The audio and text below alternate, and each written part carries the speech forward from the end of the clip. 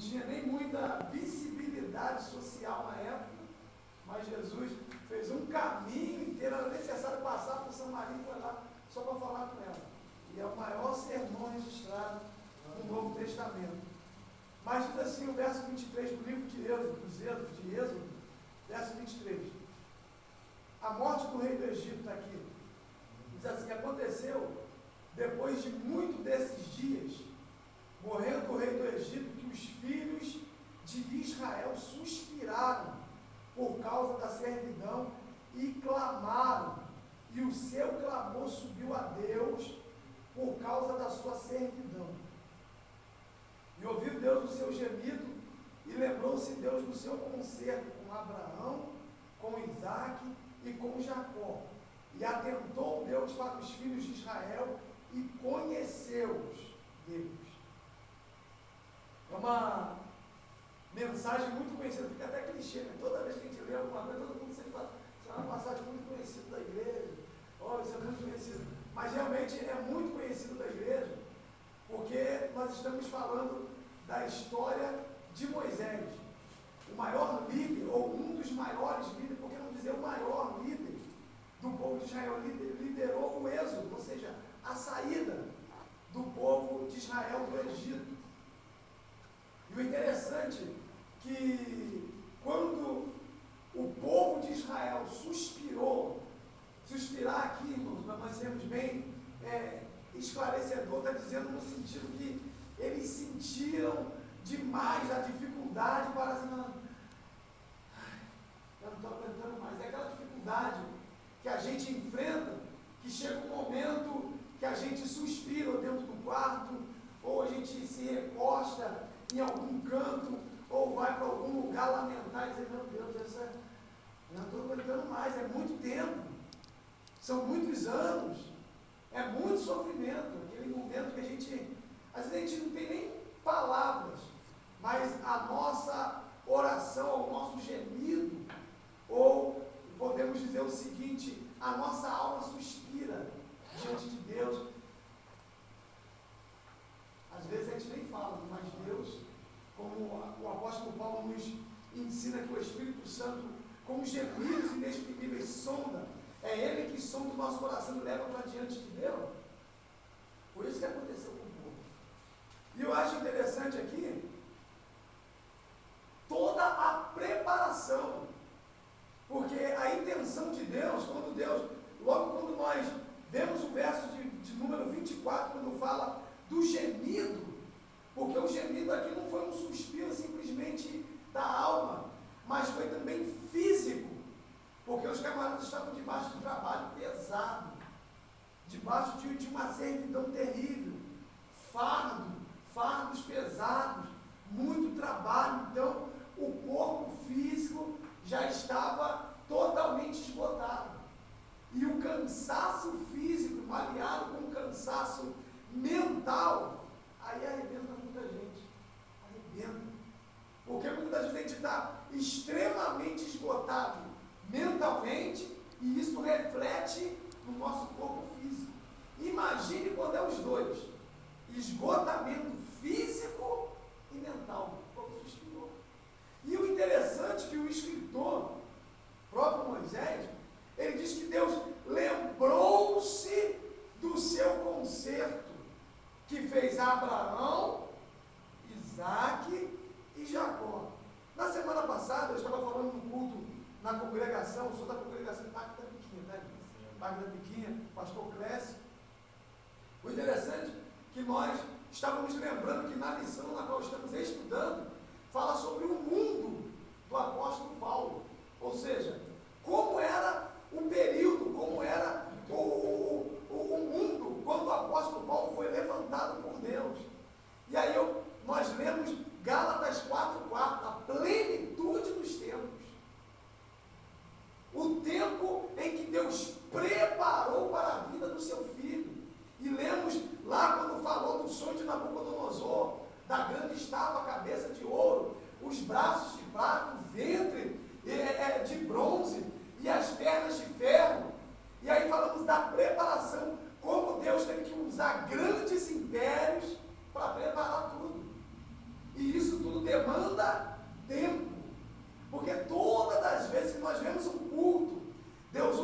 uma palavra de esperança, uma palavra de vitória, nós pegamos, como o nosso presbítero mencionou aqui, nós tomamos posse, mas achamos que ao chegar em casa, está tudo resolvido. Tem bênção que Deus libera aqui, e nós chegamos em casa, está resolvido.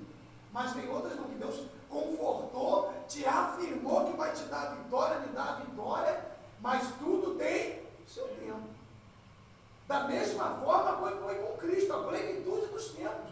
Deus preparou, mandou a Babilônia, a cabeça de ouro, ou o leão com grandes asas que ficou de pé, o urso, a Média e a Pérsia. Mandou depois os gregos com Alexandre Magno, chamado Alexandre Grande, que aí implantou uma cultura helênica, difundiu a linguagem grega, a preparação. O Império Romano preparando estradas, caminhos, o mar Mediterrâneo era todo do Império Romano. Segurança.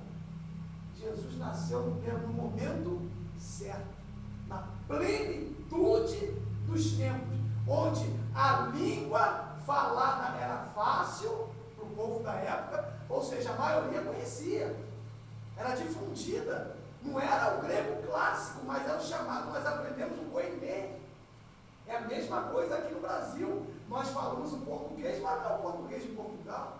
Chega-se em Moçambique e fala-se português, mas não é nem o de Portugal nem do Brasil. É adaptado ali na terra. Mas se nós chegarmos lá alguma coisa, nós não vamos ter muitas dificuldades, vamos ter um pouquinho só.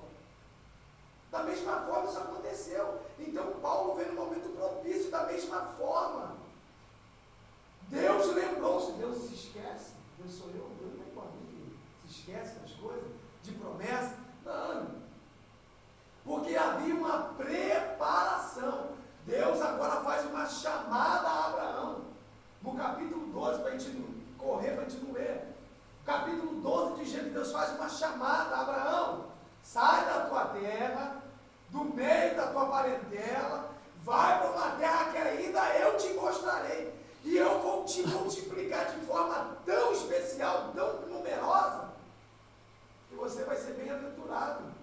A sua descendência será enorme. Abraão foi imputado por justiça pela fé, tomou posse e saiu. Saiu. E Deus foi trabalhando. Chegou um momento que Abraão falou com Deus: não, Senhor, eu não tenho herdeiro, só tenho aqui meu mordomo. Não, Abraão, vai sair da tua entranha, é da tua entranha, eu vou te dar um filho. E o tempo está passando, Deus está preparando. No mesmo capítulo 15, eu fico fascinado com o estudo da Bíblia, porque está mostrando, nós estamos falando aqui de algo único, ímpar, nós estamos falando da soberania de Deus. Da sua soberania. Existem situações que nós vamos ver na Bíblia que nós estamos falando da soberania de Deus. É por esse motivo que a gente não pode ficar pautado de quem tem promessa no nome. Vai depender da soberania de Deus, ou seja, daquilo que Ele decretou, daquilo que Ele estabeleceu. Nós vemos aqui um atributo de Deus chamado de onisciência. Alguém que sabe das coisas por antecipação antes que ela aconteça. Atributo esse incomunicável, porque Deus tem seus atributos comunicáveis, que Ele nos comunicou. A inteligência, capacidade intelectual, o amor, tem atributos que Deus comunica a nós. Nós temos alguns atributos que não somos iguais a Deus. Somos semelhantes a Deus. Não é ser igual. Mas temos alguns atributos que Ele também tem, porque Ele nos comunicou. Mas a onisciência é um atributo incomunicável. Já pensou se Ele nos desse um atributo de onisciência? A gente saber o que vai acontecer amanhã, a gente já estava bem. Não é verdade? Mas Deus não fez isso. Mas Ele preparou, fez uma chamada a Abraão, animou Abraão, e já no mesmo capítulo 15, lá no finalzinho, quando Ele faz um pacto com Abraão, ainda Abrão, não era nem Abraão, ainda era Abrão, quando Ele faz um pacto, Ele fala assim, ó, de capítulo 15, se eu não me engano, verso 13, que peregrina será a tua semente, e afligi-la-ão por 400 anos. Olha só, vai ser peregrino em terra que não é dele, vai ser escravo e vai ser afligido, ainda falou o tempo, 400 anos. Vai acontecer isso. Né? O interessante é que depois eles vão pensar, o povo de Israel, a Bíblia diz que saiu depois de 430, isso aí já é uma outra história, é uma outra conversa, não é verdade? Mas Deus determinou um tempo, entendeu? Luta, dificuldade, provação, tem tempo para começar, tem um meio e tem um final, entendeu? A gente não pode ficar a vida toda numa mesma prova, aí a gente tem que dar uma olhada, rever os conceitos, ver o que está acontecendo, porque eu estou sempre naquela luta, porque provação de Deus tem começo, tem meio e tem fim, tem tempo. Deus determina um tempo para a vitória, Deus determina um tempo para nós sermos exaltados. A Bíblia nos fala que depois desse pacto, Deus mudou o nome de Abraão para Abrão, veio Isaac. Abraão deu umas vaciladas lá, mas Deus foi fiel, por isso que nós estamos tratando da sua soberania. Ele escolheu Abraão, mudou o seu nome, ele escolheu.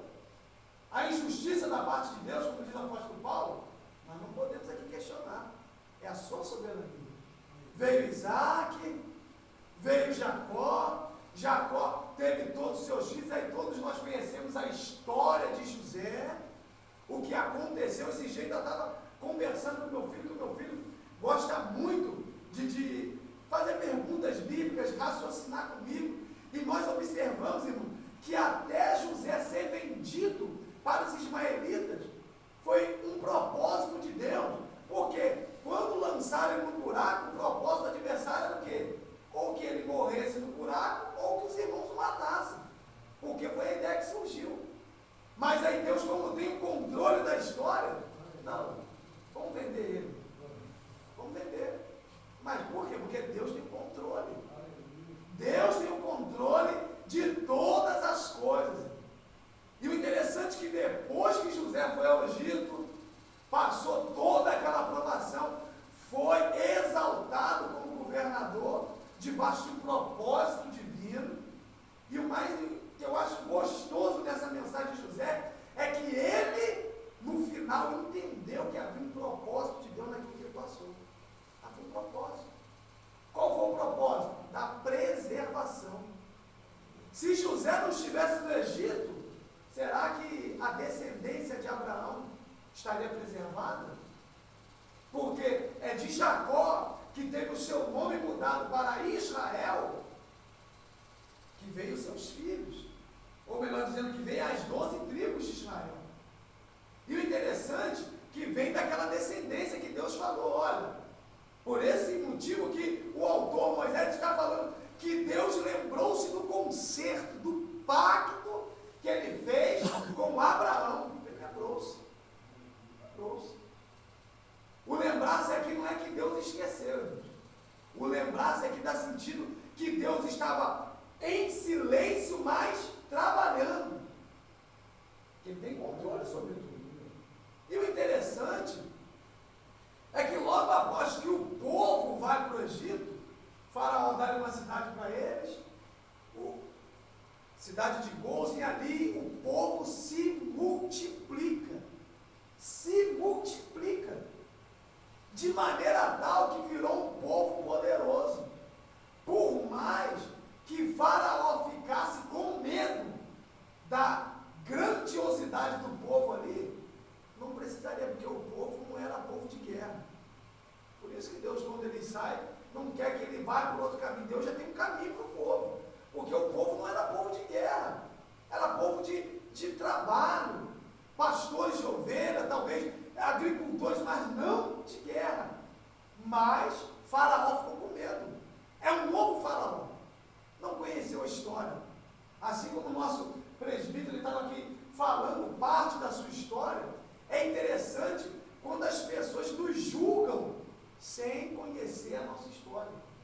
Fulano chegou. Tá? Ô irmão, meu paletó não veio voando no vento, não. Calma aí, tem uma história. Tem uma história por trás disso daí. Tem um mover de Deus, tem um modelar. Às vezes as pessoas nos olham e nos julgam. Mas Faraó não conheceu a história. José não soube. O que José fez pelo Egito. Isso é uma informação que a Bíblia nos dá, eu não sabia. Isso é mal? Não, isso partiu do próprio Deus. Mas por que partiu do próprio Deus? Porque o povo, irmão, se adaptou na terra. O povo quis ficar na terra, mas qual era o propósito de Deus? É que o povo fosse uma grande nação. Uma nação numerosa, até com o propósito até de proclamar a grandiosidade do Deus de Israel. Esse era o propósito de Deus. Por quê? Deus, ele faz com que o povo vá para o Egito, 70 almas, irmão. Vá para o Egito. O Egito, irmãos, era uma cidade forte. A história antiga nos mostra que o Egito, na época, era uma potência mundial. Era o melhor exército. Tinham as melhores armas. Tinha as melhores terras. Dominava grandes coisas da ciência. Podia-se dizer que nos dias de hoje o Egito era avançado em tecnologia. A melhor medicina da época era do Egito. Tanto é que, se nós olharmos o currículo de Moisés era estrategista de guerra, general, engenheiro, sanitarista, porque nós vemos ele dando dicas sanitárias. Quantas coisas Moisés era? Porque ele aprendeu, ele estudou na melhor escola da época, Egito, sendo preparado para ser faraó também, porque fazia parte da linhagem real, foi adotado, então fazia parte. Então, Deus, na sua soberania, preparou um lugar para que o povo crescesse. Será que o povo teria condição de crescer vagando pelo deserto? Deserto tem muita cilada.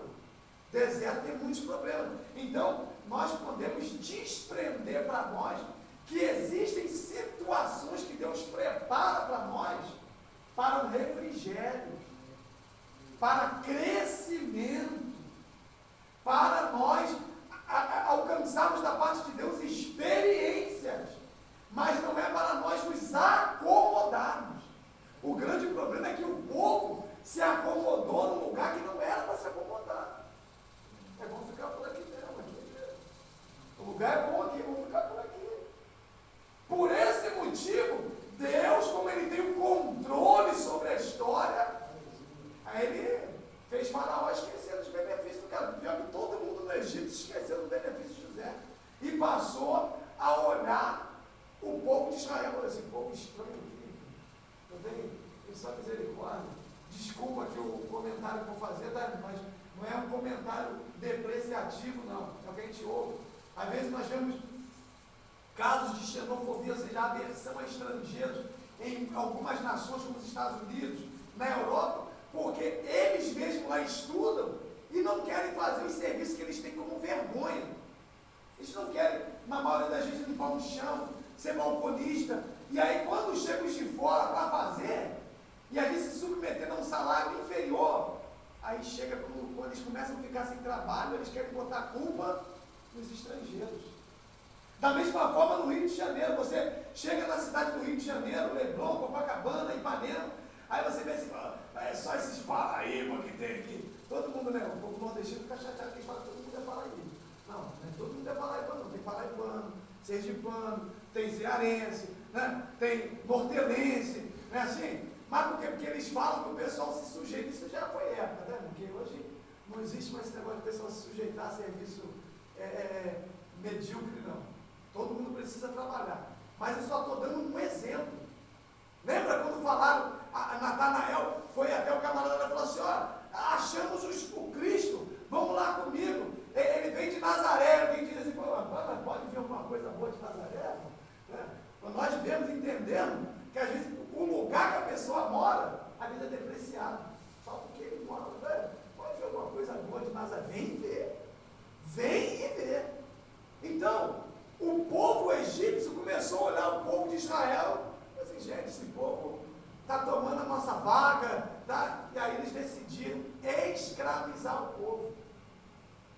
Então, nessa noite, Deus nos reuniu aqui para nos fazer entender que existem situações que Ele cria para nós, às vezes situação de bênção.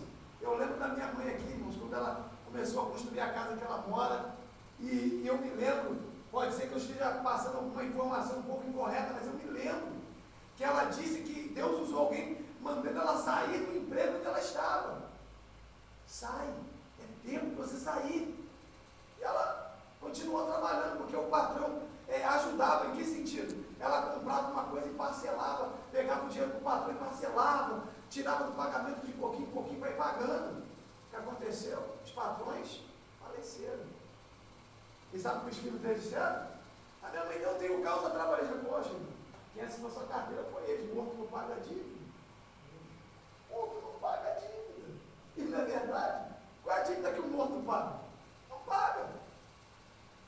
Perceberam? Então existem situações que nós nos envolvemos, ou melhor dizendo, que Deus nos direciona, que por algum tempo nos dá um conforto, por algum tempo nos dá um alívio, por algum tempo nos dá uma segurança, mas o propósito de Deus não é esse. Nós precisamos ficar ligados. O próprio José falou, olha, Deus nos visitará e não deixa nem meus ossos aqui. Leva. Já sabia. Ou seja, ele estava convicto que Deus tinha um plano, tinha um propósito. Deus está nos alertando hoje para nós não queremos ficar por muito tempo onde Ele determinou que seja um lugar só de passagem. Não insistirmos com aquilo que Ele já determinou que é só um refrigério. Ó, isso é só um refrigério, você descansou, agora vamos caminhar. Levanta, sacode a poeira, porque o propósito é lá na frente. O propósito é lá na frente.